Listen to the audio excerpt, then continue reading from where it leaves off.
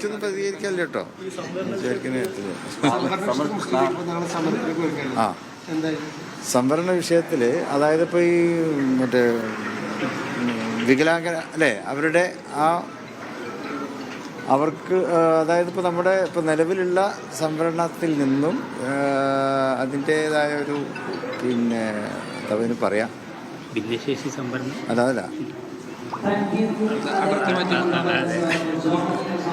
പക്ഷെ ഇപ്പോൾ സർക്കാർ നിർദ്ദേശിച്ചത് അത് മുസ്ലിങ്ങളുടെ സംവരണത്തെ വളരെ ദോഷകരമായി ബാധിക്കും എന്നുള്ളത് കൊണ്ടാണ് അതിനെ എതിർക്കാൻ തയ്യാറായിട്ടുള്ളത്.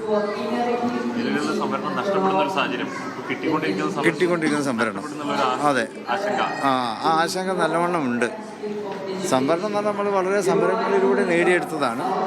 അതിനെ ഒറ്റയടിക്ക് ഇല്ലാതാക്കാനുള്ള അതായത് ഇപ്പോൾ ഈ സംവരണ കണക്ക് മൊത്തം പരിശോധിക്കുമ്പോൾ ഒരു വർഷമുള്ള നിയമനങ്ങളിൽ 800ഓളം ചാൻസ് മുസ്ലിം സമുദായത്തിന് കുറയുകയാണ്.